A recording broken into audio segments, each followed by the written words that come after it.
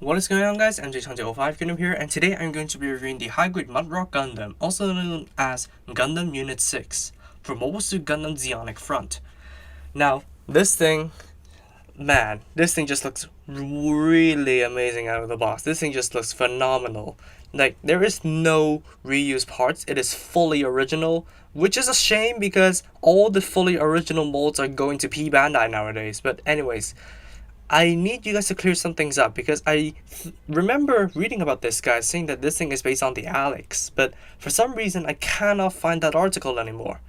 Maybe because the Mandela effect is affecting me, but I am not really too sure. But regardless of whether or not it's based on the Alex, because I know this thing is based off the Proto Gundam, this thing looks nothing like the Proto Gundam, let me tell you that much, because you do not have the twin vented mask, you do not have the regular like square front skirts with the yellow accents over here. You kind of have like trapezium shape, kind of like the Alex, if I may say so myself.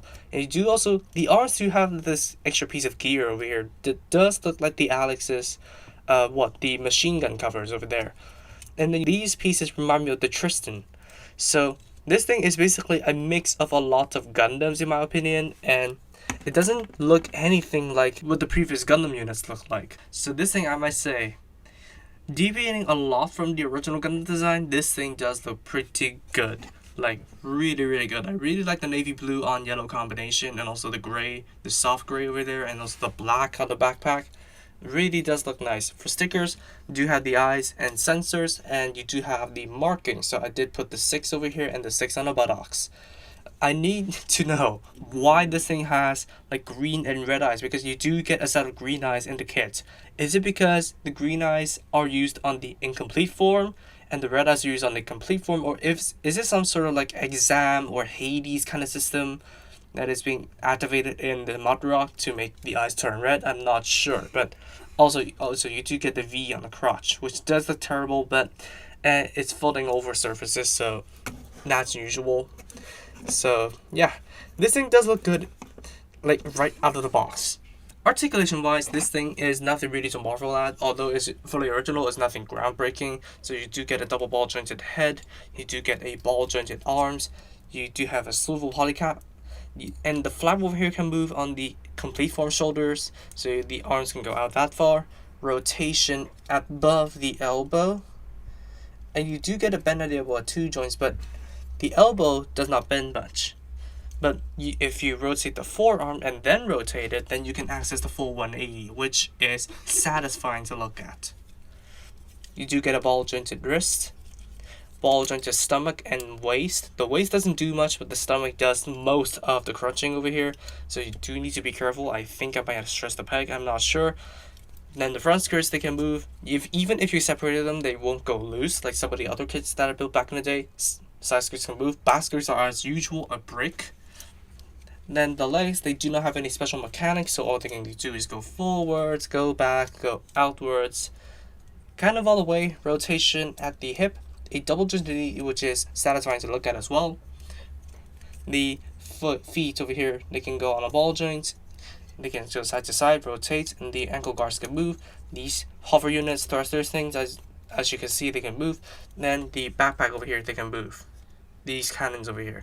So articulation on this guy is really good. Like amazing quality. You can put it in any pose that you want. And that's basically it. Accessories. So you do get the generic Gundam loadouts, but first of all, let's start with what is on the body. So first of all, you do have the gun cannon cannons over here, which is pretty good. You can flip it down without risking the V from breaking. And then you do get the beam sabers over here, which the kit does provide you with 2 clear paint beams, which is the usual type that we use nowadays, the 2013 variety of beams. So you can have them hold it in the hand. I do not think the beam sabers actually fit the Mudrock design, because this thing is like a buff and tough design. Why would it be using a beam saber? And then you do get the beam rifle with the separate white barrel, no green sticker for the scope, and a trigger finger hand. The trigger finger hand is basically the separate the fingers kind of type. So you separate the fingers and put the gun in. So just swap the hands out. There you go, there's the beam rifle. And then last but not least, we do have the GM shield. Now, this thing is not the GM Qual shield that we usually see in the Hazels, because this thing is entirely new. You do have the insignia on the shield as a marking, but then it is, despite it being a completely new mold, it's still the same GM shield, but there is one catch over here. This thing is connected on to the adapter over here by a ball joint. So what this means is if you want to use this shield on any other kit, you will have to use the Mudrock's forearms at least. So yeah, this thing is completely unique. One con of the ball jointed shield is that it cannot be used on any other kit, like not at all. But the pro of this thing is that you can adjust the angle of the shield so that the shield, when connecting into the arm, by the way, it's connected on 2 tabs over here. So there should be a comfortable spot on the forearm just to let things snap in. You can adjust the angle of the shield just so it doesn't collide with anything at all. Connect the connector in and then just collapse the shield back to whatever angle you want. Again, and then there's also a ball joint at the bottom over here, so you can put the shield wherever you want, which is pretty nice engineering. Unfortunately, it is not universal yet. That's basically all the accessories for the Mudrock Gundam. However, I did mention that this thing does come with all the pieces to build this thing in the incomplete form. So let's bring all of that in and let me show you how to do it.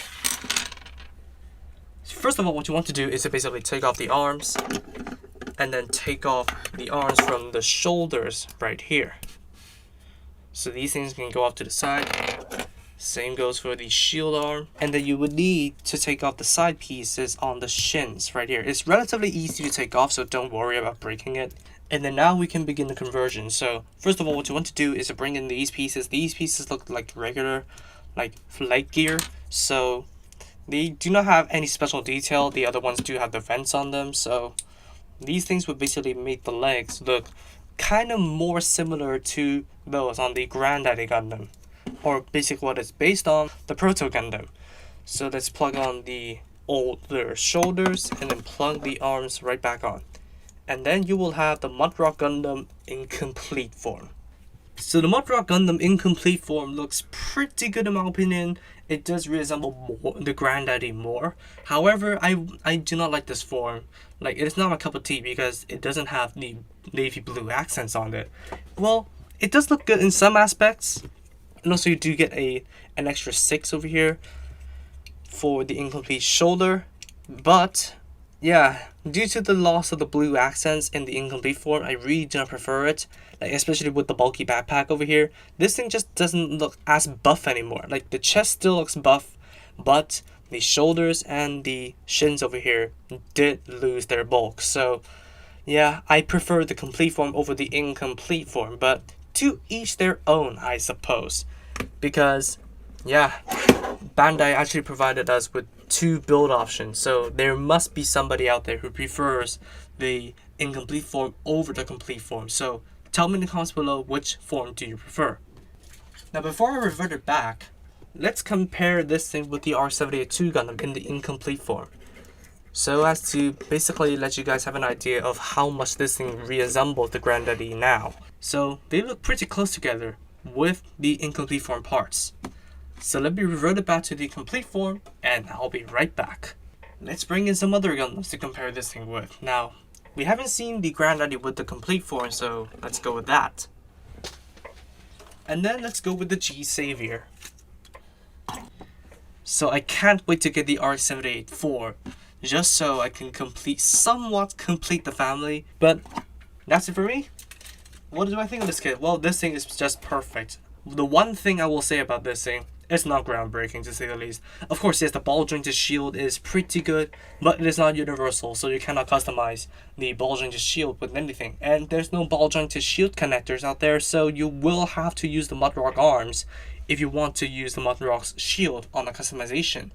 That's the one thing I will say about this. It is not groundbreaking and customizable at the same time. So yes, the shield is okay with the new engineering, however, not customizable. But other than that, this thing with completely, and I mean 100% new parts, this thing is just amazing. I will give this guy a 9 out of 10. Unfortunately though, it is a P-Bandai, so you will have to have luck on your side just so you can have one of these kits of your own.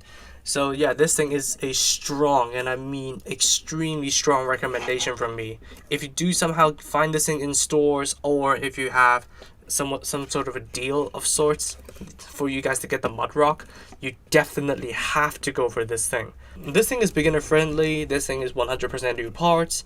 The one gripe is the shield. That's it. 9 out of 10 solidly. So that's it for me. Thank you all so much for watching this video. If you did like it, please be sure to drop a like, comments, and also subscribe for more Gunpla reviews, Gunpla news, and all that kind of stuff. Subscribe to the featured channels on my channel page if you haven't, and I'll see you all in the next video. Peace out, guys. Bye bye.